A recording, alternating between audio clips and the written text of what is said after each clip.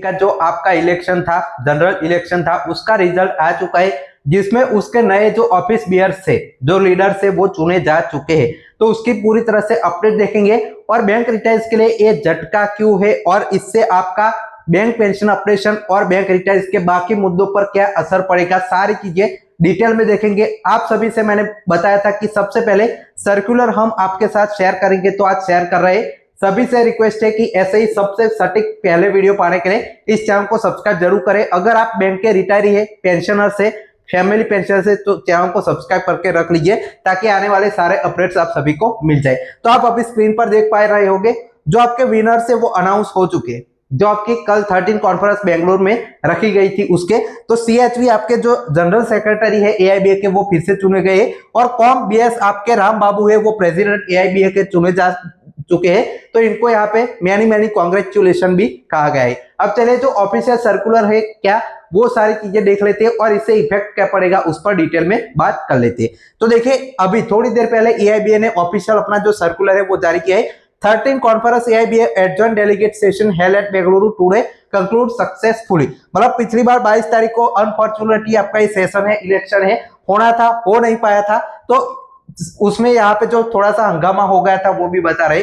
इसके बाद जो आपका है 10 जून को फिर से बेंगलुरु में ये आपका सेशन है वो एडजॉइन किया जाता है, जिसमें आपका 1 मिनट का साइलेंस। और जो आपके पहले जनरल सेक्रेटरी जो आपके कुछ रिपोर्ट सबमिट किया था, हमारे जनरल सेक्रेटरी ने पहले जो आपका रिपोर्ट सबमिट किया था वो एक्सेप्ट नहीं हुआ था पिछली बार, लेकिन इस बार जो है अच्छे से इसको एक्सेप्ट कर लिया जाता है। फिर एक प्रपोजल आपका अमेंड होता है रूल्स बाय रूल्स यहाँ पे लॉस एआईबीए का, providing for 2GC member youth and 2GC member women for state federation with membership of 7,000 and above was approved by overwhelming majority। मतलब ये जो आपका रूल अमेंडमेंट है वो भी इसमें होता है कहते हैं। अब इलेक्शन आपका जो है वो सभी का होता है, जिसमें ओवरवेलमिंग मेजोरिटी से आपके जो है वो लोग इसमें चुने जाते हैं। तो अब कौन से लोग इसमें चुने गए वो भी डिटेल में इन्होंने बताया। देखिए according election was held and 1028 delegates, मतलब इतने जो वोट्स है वो इलेक्शन प्रोसेस में हुए। और नए ऑफिस बैरियर्स कौन है, तो प्रेसिडेंट आपके राम बाबू बीएस आपके जो है तेलंगाना से, आंध्र प्रदेश से आते हैं, वो बने। Vice president Sharma JP Delhi से, और बाकी सारे देख सकते हैं। मेन पॉइंट है कि जनरल सेक्रेटरी आपके फिर से वापसी हो चुके हैं। जनरल सेक्रेटरी वेंकटलम जो आपके सीएचवी सर है वो तमिलनाडु से आपके फिर से चुने गए हैं। तो एआईबीए की भागदौड़ जो है वो मेन जो नेता है वो सीएचवी सर फिर से रिटर्न हुए।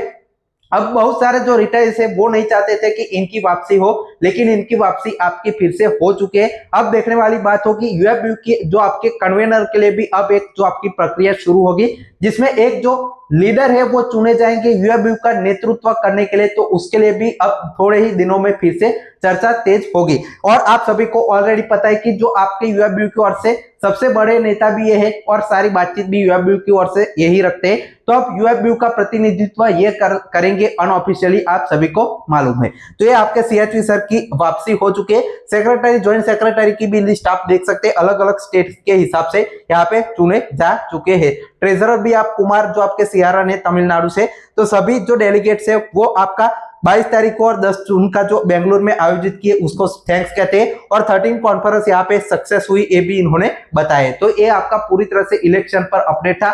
अब बात कर लेते हैं बैंक रिटायर्स को कैसे इफेक्ट करेगा। तो आप सभी लोग यहाँ पे ध्यान से सुनिएगा।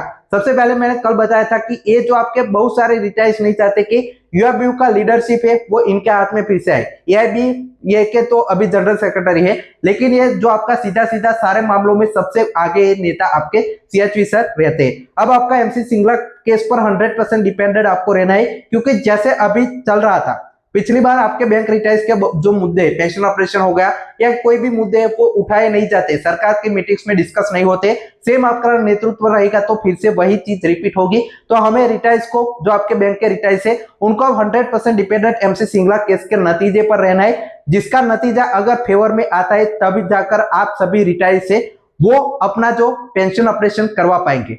जैसे मैंने बताया था डायरेक्टली गवर्नमेंट भी निकाल सकती है इसका नोटिफिकेशन, तो उसके लिए भी कोई यूनियन होना चाहिए। बैंक रिटेल्स के यूनियन तो इसमें सब में पार्टिसिपेट नहीं करते, तो यह भी उस बैंक एम्प्लॉयज और रिटेल्स का सबसे बड़ा यूनियन है, तो उनको जाकर आवाज यहाँ पे रखनी पड़ती है। तो वो रखने के लिए अब होपफुली, और बहुत सारे रिटेल्स का भी ये भी कहना है कि ये जो आपके लीडर है उन्होंने पहले तो बहुत सारी चीजें यहाँ पे नहीं की रिटेल्स के पक्ष में, लेकिन अब फिर से इनकी वापसी हुई, तो ये भी खुद यहाँ पे रिटायर लीडर है, तो इनका यहाँ पे जो है महत्वपूर्ण रोल रह सकता है पेंशन ऑपरेशन में, अगर पॉजिटिवली ये जो आपके स्टेप ले बैंक रिटेल्स के पक्ष में। तो ये सारा अपडेट था आज के वीडियो में। अगर आपको कोई भी डाउट है तो कमेंट सेक्शन में जरूर बताइएगा। फाइनल टेक्स्ट पहुंचे।